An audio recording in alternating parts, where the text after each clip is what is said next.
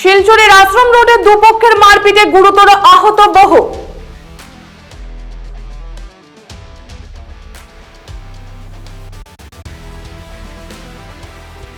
নমস্কার, আপনারা দেখছেন নববার্তা টুডে, সঙ্গে আছে আমি সুস্মিতা।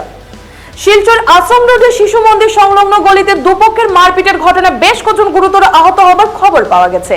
পরিস্থিতি সামাল দিতে হয়েছে ন্যাশনাল হাইওয়ে পেট্রোল পোস্টের ইনচার্জ কপিল দেবনাথকে। চাঞ্চল্যকর কাণ্ড সম্পর্কে আহত ভজেন্দ্র দাস, দীপালি দাস, রাজেশ দাস সহ তাদের পরিবারের লোকেরা জানান যে ওই এলাকার টিটু দাস, ভজন দাস, দেবু দাস ও ধনু দাস পুরনো আক্রোশবশত আরো কয়েকজনকে সঙ্গে নিয়ে হাতে ধারালো অস্ত্র ও বন্দুক সহ তাদের ঘরে অনাধিকার প্রবেশ করে তাদেরকে বেধড়ক মারপিট করে ঘরে থাকা স্বর্ণালঙ্কার সহ নগদ 2 লক্ষাধিক টাকা হাতিয়ে নিয়ে যায়।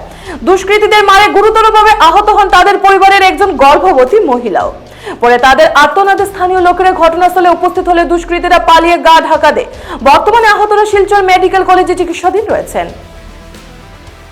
দাবি এটাই আমরা চাই প্রশাসনের কাছে যে তারা সাজা হইতো, শাস্তি চাই, উপযুক্ত শাস্তি চাই। ডিসি মহোদয়ের কাছে আমার অনুরোধ, তার উপযুক্ত শাস্তি হইতো। আটকে রাস্তার মধ্যে মারছে। আমার নাম ব্রজেন্দ্র দাস, সৎসঙ্গ আশ্রম রোড, শিশু মন্দির বাইলেন, ল্যান্ড নম্বর 2 নম্বর গল্লি। দাস, ভজন দাস, কি নাম, ধনঞ্জয় দাস, দেবু দাস, দেবদাস, দীপ দাস। তো তারা আমরা গড় থেকে বার করিয়া ডাকি আনিয়া বন্দুক দাউল নিয়ে আসিরে আইছে। আইয়াসিরে টিটু আইছে, আইয়াসিরি আমার গড় থেকে বার করিয়া আসিয়া আমারে মারছে, আমার ছেলেরে মারছে, আমার মিসেসরে মারছে, আমার ছেলের বউরেও মারছে। আজকে আমার ছেলের বউয়ের 8 মাস, 10 মাস আর 9 মাস না কত মাস চলে। তো আমার বউয়ের উপরেও, আমার ছেলের বউয়ের উপরেও আক্রমণ হয়েছে। তারপরে আমার ছোট ছেলেরে মারছে, আমার মাইজম ছেলেরে মারছে, আমার বাতিজারে মারছে, গলার চেইন নিছে কি আমার, তারপরে তার সোনার চেইন, ব্রেসলেট এইগুলা নিছে। তারপরে যেন যারে ভাই তারা আটকাই আসিরে আমরা মারে।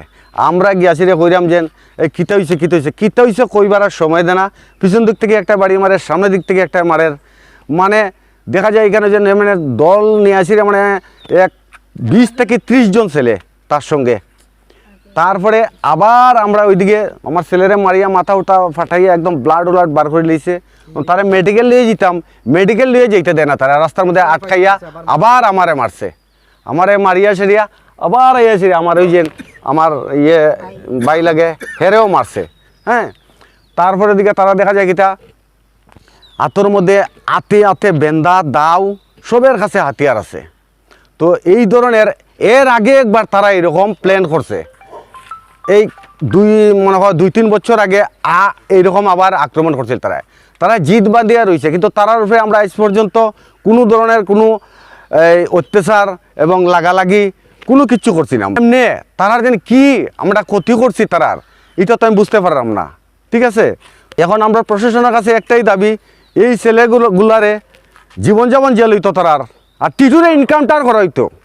টিটু যে ছেলে, হের রেকর্ড বহুত খারাপ, হ্যাঁ বন্দুক লইয়া ঘুরে, পিস্তল লইয়া ঘুরে, এ ইনকাউন্টার হইতো।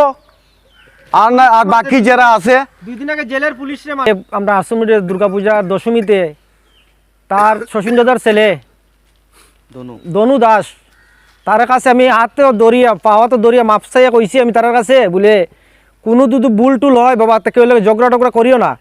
এই ঝগড়া থাকতেও তারা ঝগড়া করছে। দশমীত গিয়া তারা বিলপাড়া পার্টির লগে মারি করছে, দনুয়ে করছে, এই বজনে করছে, টিটুয়ে করছে, তারা মিলিয়া ঝগড়া করছে। ঝগড়া করিয়া থানার মাঝে হ্যারাসমেন্ট হয়েছে কি, আমরা দশমীর পূজা গেছিলাম, আমরা গিয়ে হ্যারাসমেন্ট করে নিছে থানার দরিয়া পরে এক থানা থেকে আরেক থানা আমরা ট্রান্সফার করাইছে।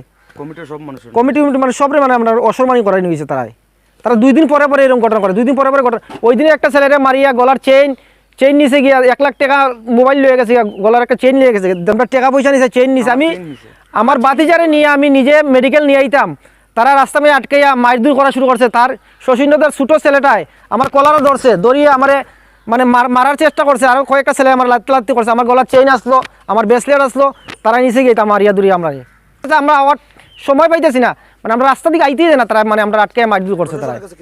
প্রশাসনের কাছে দাবি লিগিয়া প্রশাসনের মানে যেটা ভালো জিনিস হয়, যেরকম মানুষের সন্তোষ শান্তি সব সময় থাকতে পারে, শান্তিভাবে যে মানুষের থাকতে পারে, এই আশ্রমটা যদি মানুষের সবাই শান্তিভাবে থাকতে পারে, এইটা আমি কইতাম মানুষের কাছে, মানে তার মানে একটা শাস্তি হইতে লাগে। প্রশাসনের কাছে আমরা দাবি লিখে তার শাস্তি লাগে। যে আর প্রশাসনের কাছে আমার একটাই দাবি, যে এত অঞ্চলে আমরা সৎসঙ্গ আশ্রম রুট যে ধরনের তারা এই ধরনের মানে চক্রান্ত ইস্যু করছে, গরিব ধরনের ছেলে